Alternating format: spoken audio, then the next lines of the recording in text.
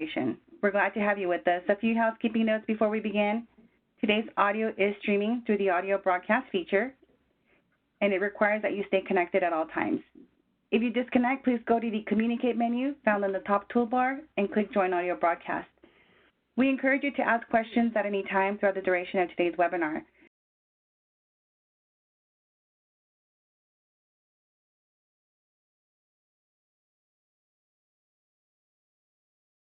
Please direct your question to the host. Otherwise, select all panelists.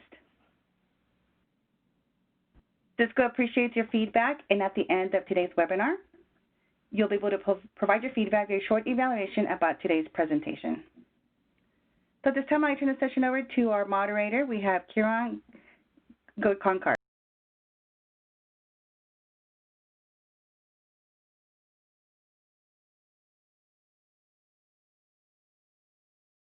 Today, we have two guest speakers, Chris Oliver and Luis Castillo from National Instruments. Luis is the Global Network Engineering Manager for National Instruments, and Chris Oliver is a technical network architect. For a minute, if you're not aware, National Instruments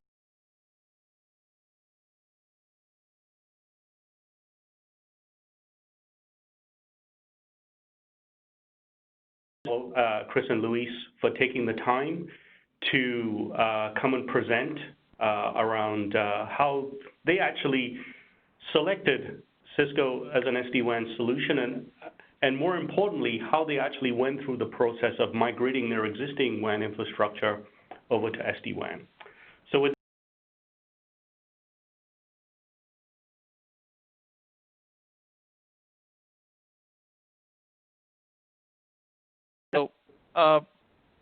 Let me get started with how did we start on this SD-WAN journey, and we started basically because the complexities around our WAN transport were getting higher and higher. The demand for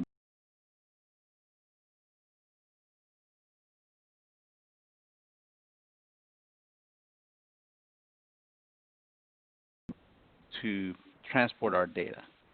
And we had a few challenges along the way. We tested thoroughly about 28 vendors back in 2015. And we came up with a list of basic requirements that we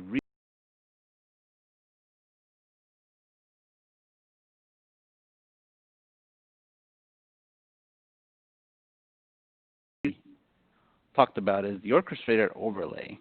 So most of the SD-WAN platforms actually rely on tunneling for all their functions, but not all of them are automated. So that is the main distinguishing factor for me to be able to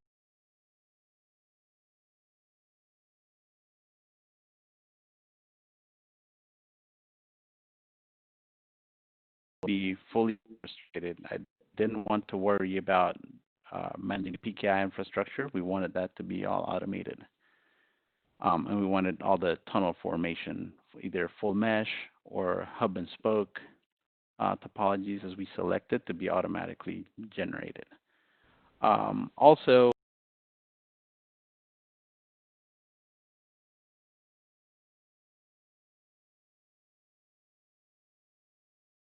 mesh MPLS environment, and we had a phase 3 DMVPN environment as a backup, if you guys are familiar with DMVPN.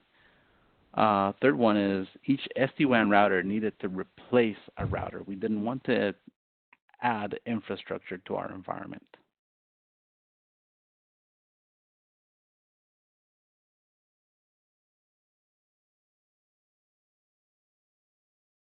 Maintain, and this is a decision we made, is that we wanted to maintain full mesh over what you'll learn to call the underlay or the legacy WAN, but prefer SD-WAN if the remote site was on the SD.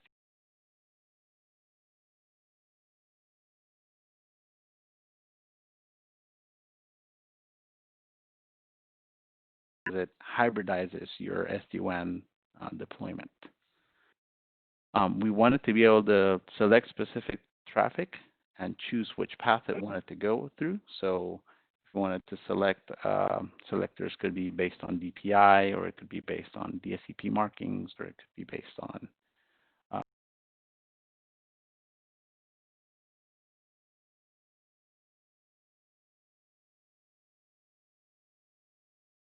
areas that Chris will cover from that perspective, is whether we want to pick an internet path for a specific application, or do we want to pick transit through a hub location, or do we want to, or if it's private traffic, do we want to use internet or MPLS for it?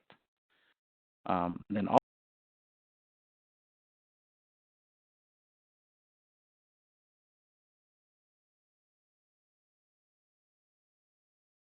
through those facilities, and we wanted to be able to select all internet traffic and send it through there. There are exceptions, of course, and we can if we have enough time, we'll go through those.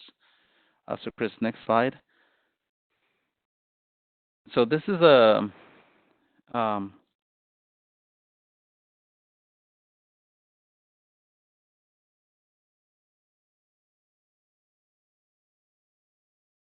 requirements, and we had a list of requirements that were disqualifiers for platforms, and we went through the final short list. Bear in mind, this is a little old. When we chose this was, I believe, 2016. And the final short list had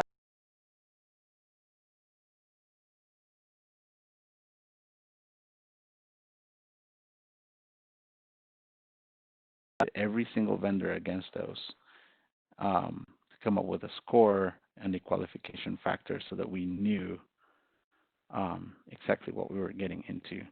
So what I would stress is try to focus on maybe not the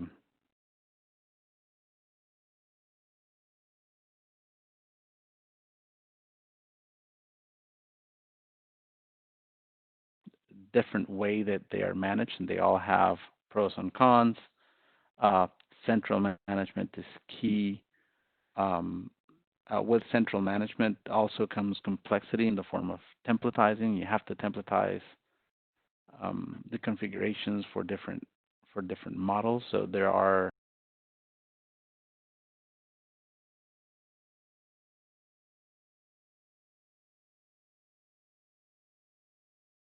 of these new tools can be quite high if it's not managed properly. And then for the last slide that I have for you guys is to talk a little bit about best practices and things that we came across along the way when we were implementing. And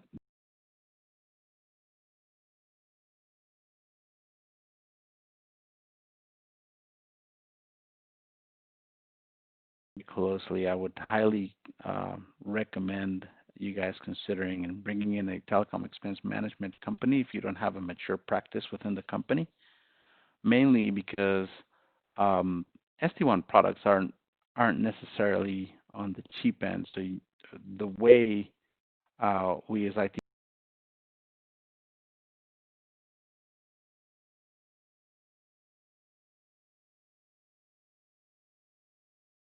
closely, and that goes hand in hand with the second line item that I have in there, which is you need to monitor and manage your bandwidth closely. So as you implement SD-WAN, the way bandwidth is consumed changes almost month over month as you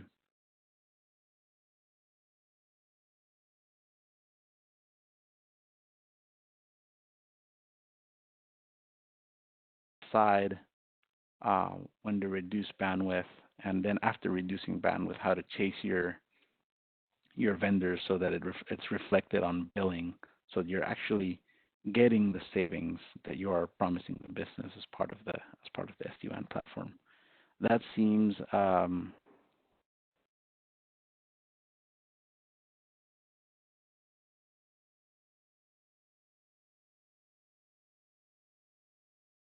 of hard time on was managing cost and vendors. Again, one recommendation that I would give is watch for contract end dates for internet service provider that you have and MPLS service providers that you have, and see if you can either migrate them to another more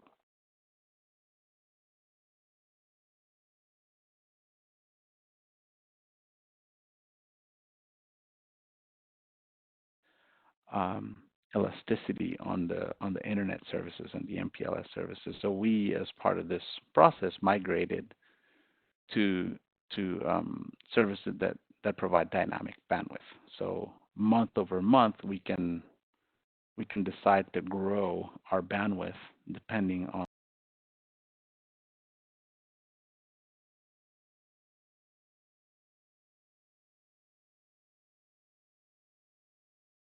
we're automatically increasing or decreasing month over month the billing as we need to. So those are two important things from a vendor management standpoint. Third one, and cannot stress this enough, is that SD-WAN does have a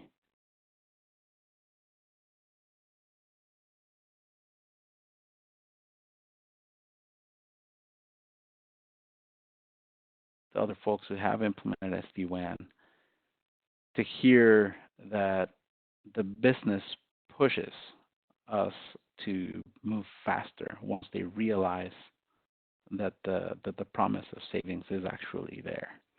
So be ready to move faster would be another.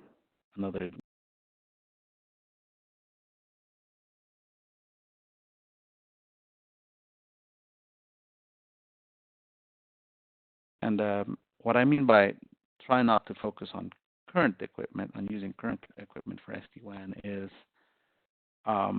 we actually tried in the past for many years to actually find a clean migration path while using the same equipment. And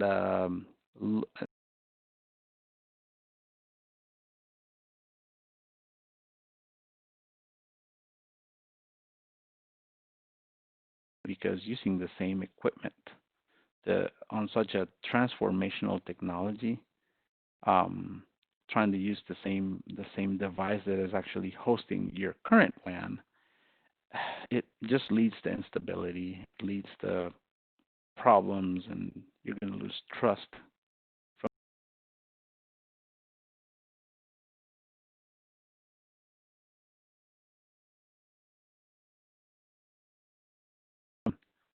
on a new box. Now that box, as I said, at least from my perspective, has to replace the router eventually, but you have to insert a new device that you can configure and then you can cleanly migrate into, and then you can adequately plan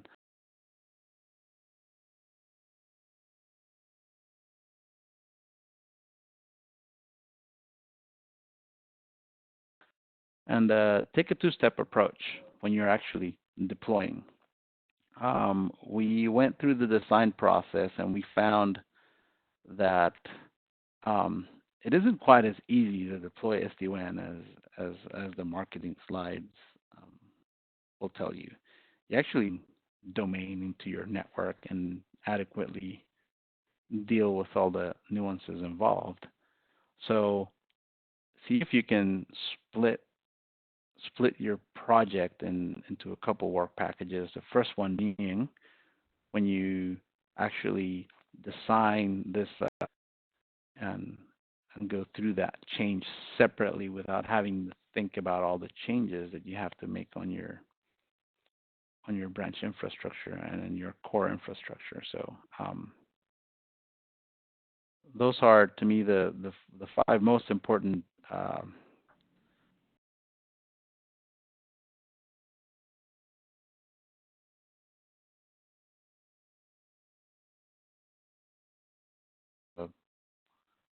some of the details around the implementation itself and some diagrams. Kieran, do you want to go over some questions or Yeah, thanks, Luis. Yeah, we have one quick question from Ali. The question he asks is, what did you mean by a mod? So in the old days, that's like 2 years ago now, when you get an internet circuit or when you get an MPLS circuit from a provider, you say you pay for 500 megs, right? And you may pay for some bursting or something like that. But when you want to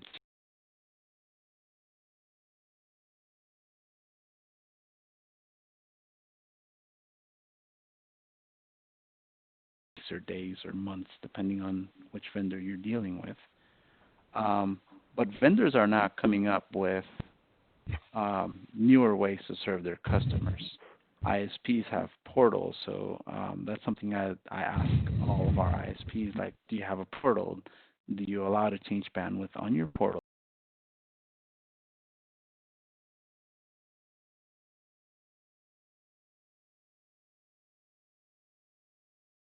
Reduce bandwidth for a specific site, I can just go to that portal and increase the bandwidth by however much I need to, and not have to go through that order process, and the changes are executed immediately, and I have more bandwidth, and that is reflected in the billing on the next month. So that's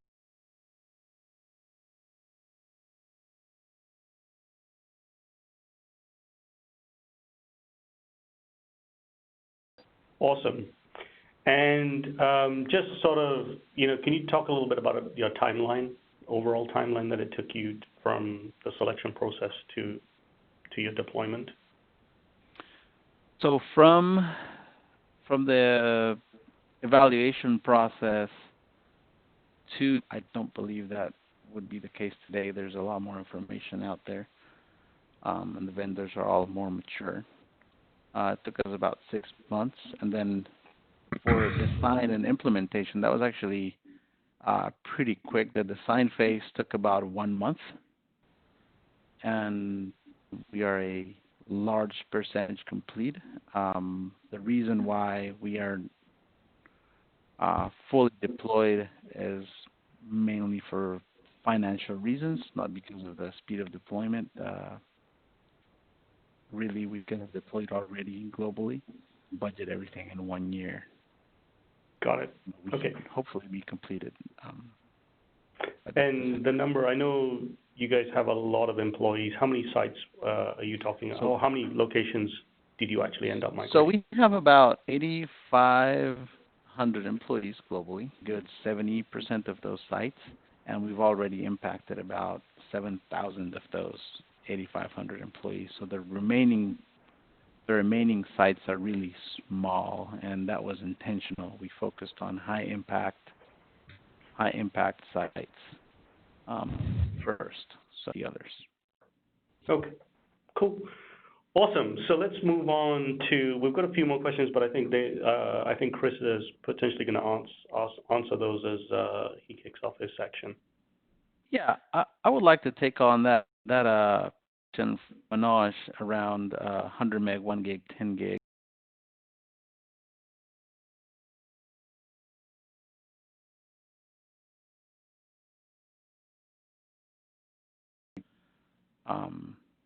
Hopefully that'll get solved in the future, but the Cisco SD-WAN VEdge platform has a limitation where you will experience some packet loss if you're on a 100 meg connection, which is a problem with service providers, because some service providers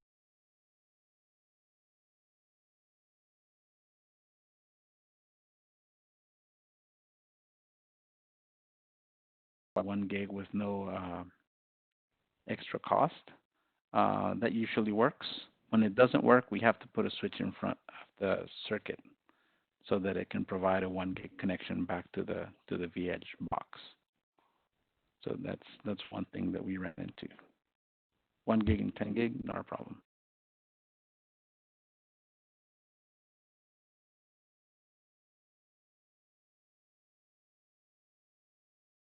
And Chris will kind of, I guess, walk us through how you guys actually did the implementation. Okay. So just to kind of get a baseline of where we started from, which I don't think is going to be too unusual for most people. We have here's I think something around 60 some of those sites have MPLS. The rest of them are DMVPN only, so internet transport only. All sites had direct internet access locally at all of our locations. The MPLS was all, it was full mesh between everybody.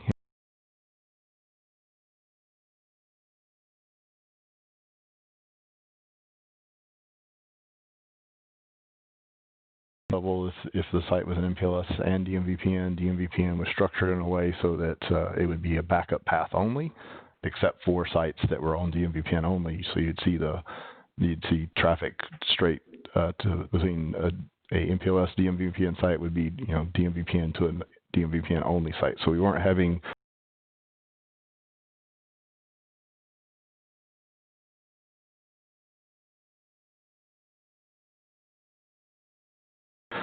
I think we mentioned before that the DMVPN is running in phase 3. So from a routing standpoint, it just had some the 10./8 and stuff like that with how all the routes you would receive. With MPLS, you would receive the more explicit route. Let's see.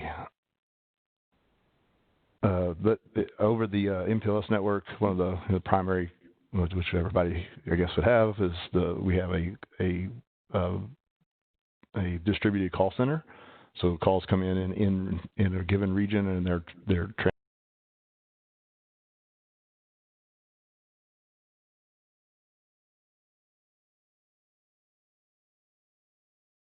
from, and then most of our order entry and all the other stuff would be carried over the MPLS, and then bulk file transfers were trying to be carried over the MPLS, which is what would cause the most headache, was all the load there.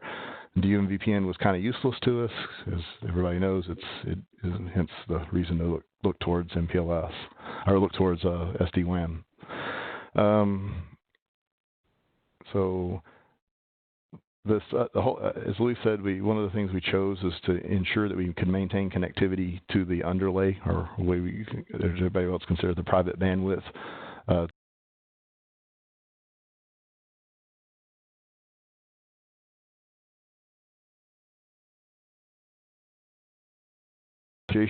Schedules, they would be options to upgrade the site to SD-WAN, and to do that and do that slowly. It's basically a little over 2-year project that we expect it to go through. We got to make sure that any site can always speak directly to the next site, even if it's a hybrid.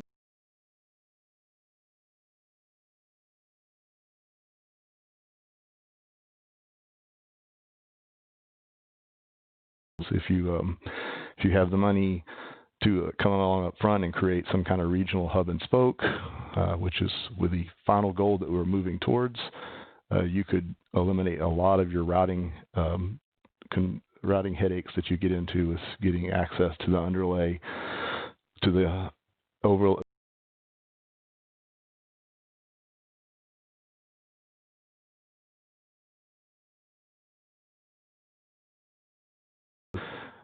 That is just an expensive endeavor to start out. You're going to have, a year or so of light load at the colo as you're transitioning sites over. So there's a bunch of money up front to set all that up. So we chose to hold off for a year. And this year we're actually deploying the colos.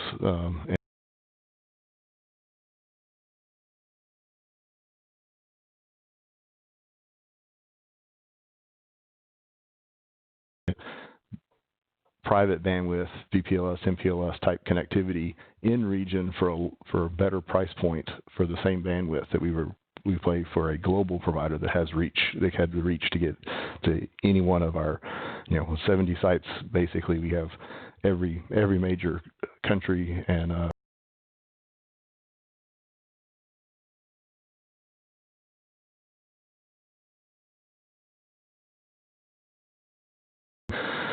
But anyway, if you can make the jump straight to a hub and spoke using a branch or a colo, then you can eliminate some of this the technical debt that we get into with setting up all the routing functions.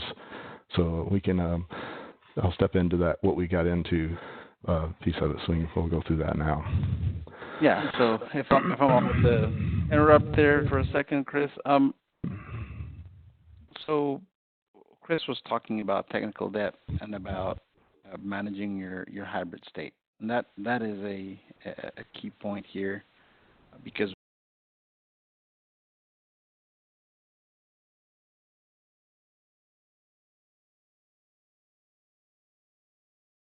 certain sites where you'll start ingesting routes via the overlay, but you also want to ingest routes via the underlay so that your site, as you're replacing a router, your MPLS circuit is going to be terminating on your VH or on your SD-WAN device. So you want it to be able to speak BGP as well, and to your branches that haven't been migrated yet. Again, that's something that I caution against as well. Be mindful depending on the technical level of your team and your capabilities. I would recommend against it. We did it, or a significant amount of people to manage that. Then I would recommend against it, and actually just breaking hybrid state and trying to move as fast as you can instead, so that you can just basically avoid that integration point. Before we made this decision, it wasn't done lightly. It's worked out really well for us. We've had very little problems with any migration. I think we've only had one or two incidents that were correlated to actual migration. So, 50 some odd sites migrated with almost no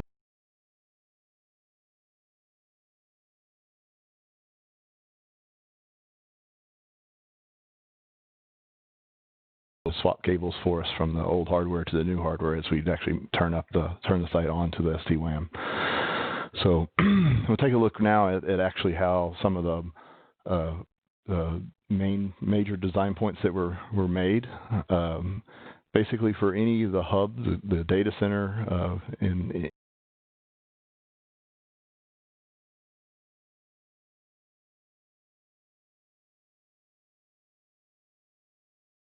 to give us the tools to manage transit routing. So as you entered a hub and needed to go back out to another site, being able to control how that routes would get propagated would be much easier to use with using BGP.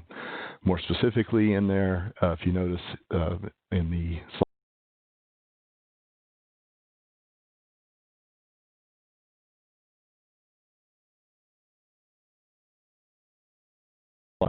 in this case, this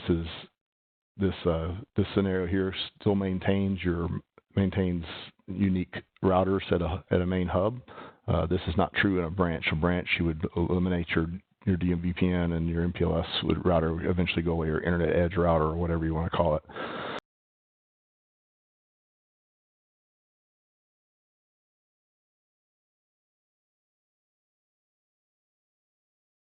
You're going to have to do route exchanges, so you're going to have whatever your routing protocol is, BGP, OSPF, and you're going to have to do importing OMP, which is Cisco's SD-WANs. That's its overlay routing protocol that they use. You're importing or ingesting all the BGP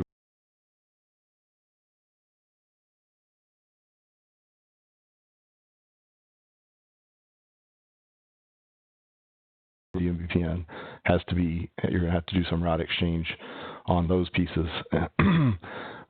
So maintaining that with using communities with BGP to help with controlling where routes flow to by tagging a community on stuff when you learn it when you learn from OMP. You use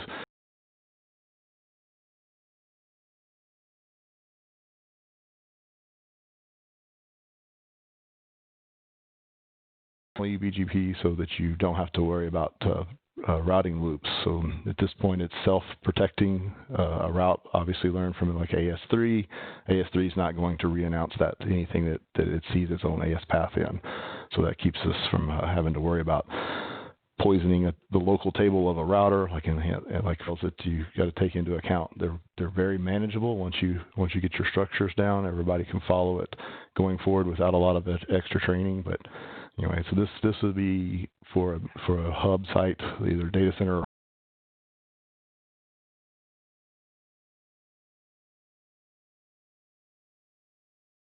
we were already an OSPF shop because we were already a mixed environment with different switches, different vendor switches and stuff at the branch level. So a given site typically is all one vendor, but may have multiple vendors depending on how big it is. The big campuses are mixed.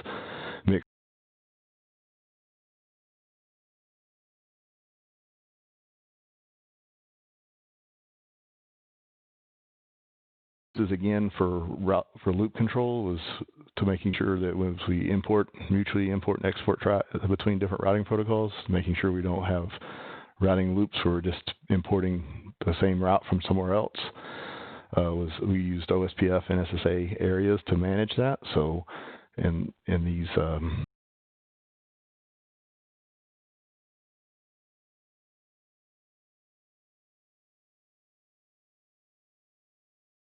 core in here, all the local networks are in area 0. That gives a point where we can do route summarization easily as we go into the NSA areas. Any type 7 in this case, any type 7 route that is, but it would never be announced to the DMVPN side. So you don't have to worry about the site becoming transit. So it's all built in. So you're not having to try to do filters and all kinds of tedious little pieces that would get in the wrong state. At some point when someone's making changes, you'd wind up with problems. This is just self-contained. Would ensure that you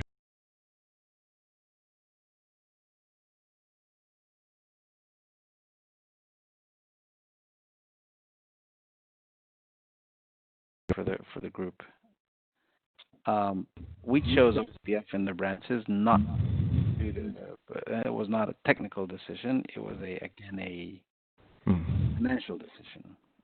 In some cases, depending on which vendor you use and which model, layer 3 is an investment from a licensing perspective to install BGP in all of our branch layer 3 switches to be able to do it with BGP everywhere, which was our preferred technical method. But to save on cost, we decided to go with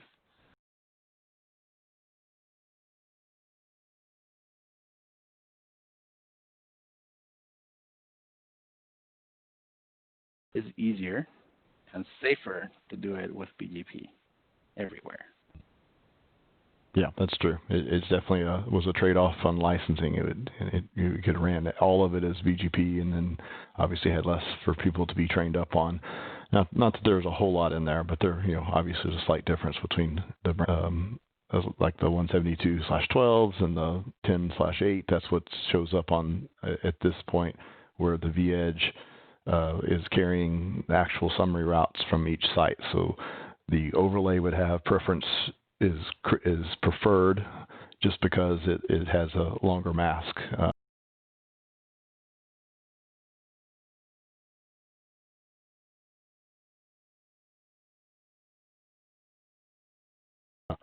In our case, like I said, we ensured that the vEdge in this case became the internet edge. The DMVPN will eventually get just turned off. So as we migrate through, we finally get to the point where all sites are on SD-WAN, or we have the colos active where we can use them for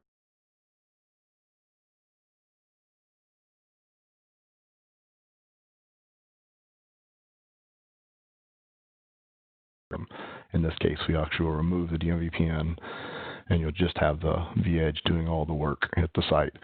Most sites, we have both sites that are set up with redundant vEdges and stuff, sites with just a cold spare on site for it. The orchestration tools actually make a swapping in a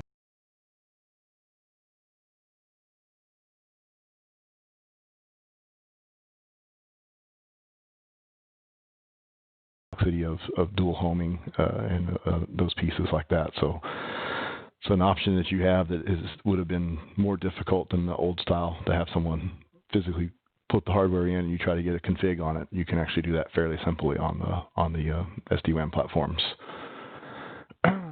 So same idea. VRF, that's VRF 0 that is used for all the front door, all your inbound connections. To gain access to that MPLS, the underlay, the way we needed to, we had to create another physical interface or Q-tagged interface into the V-edge. So you wind up with two, which adds you another sort of the exact same summary routes. So they match exactly. So we had the OSPF cost. The representation here is a little off. OSPF cost is actually cared about on the layer 3 switch to ensure that the underlay is the second choice, not the primary choice to get to a site. So you'll see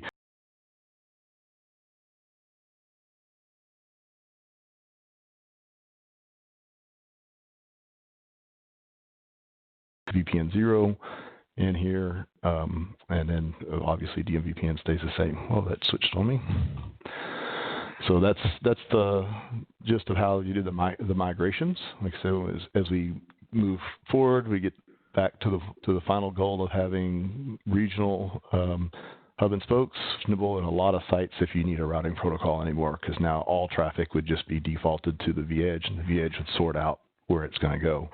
In a simple site, a site with redundancy, you would maintain your OSPF, and this is simple representation of what it looks like in a site that's handle your edge connectivity. So obviously in that scenario, you will maintain having to have full routing protocols in the long term for a redundant site to ensure you have the failover and the load sharing between the nodes.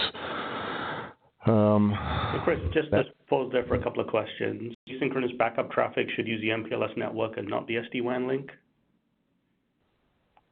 Yeah. And even this is all this stuff that we talked about is all from the simple routing protocol to get the traffic to the V-edge. Once you have once the traffic is at the V-edge, you have lots and lots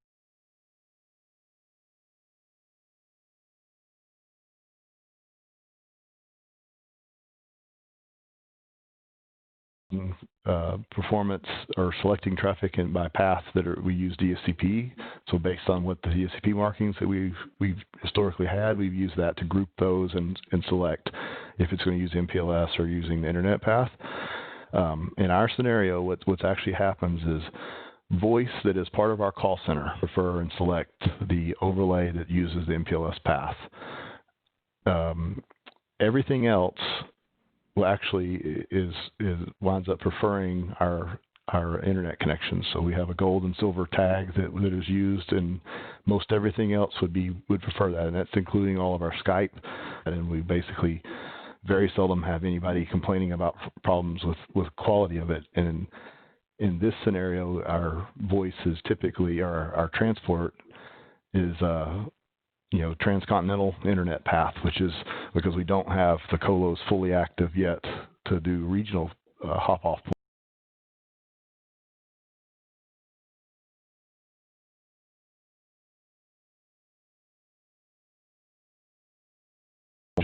Basically because the call center requirements to ensure customer voice. Otherwise, you probably could actually get rid of MPLS for the most part everywhere. And as the platforms have special conditioning technologies to do the transport for the internet, we could even make sure that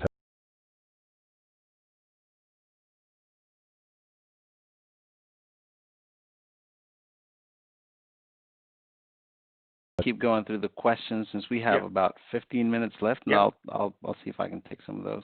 Sure. And then I think, what was your overall experience with the zero-touch deployment? So zero-touch deployment was actually a big success for us. So normally when we had to go implement something at a branch, I had to ship their desks. Awesome. So it has really? been a Wow. huge success. Yeah. Okay. Cool. Okay, and then Luis, if you want to tackle any of the other questions. So let me see. So well, again, for backup and both synchronous and asynchronous backup traffic.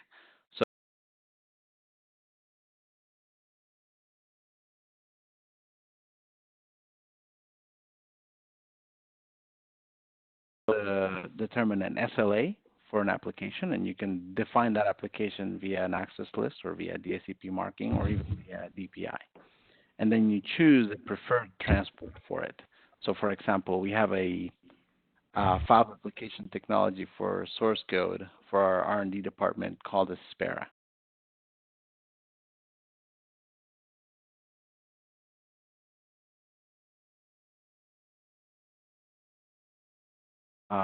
Build an access list for those devices, for those appliances, and we tell them to prefer internet. Actually, we tell them to only use internet, not use MPLS.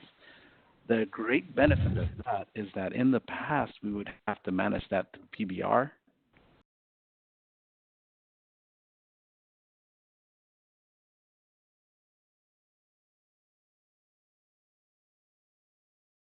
An application route policy, and you deploy it everywhere, and it takes you 30 minutes. So it's a big win from that perspective as well. The fact that you have SLAs per application is very, very powerful. We do not see outages anymore. I tell Chris all the time, slowest in you down now. What we get now are complaints, oh, something got slow.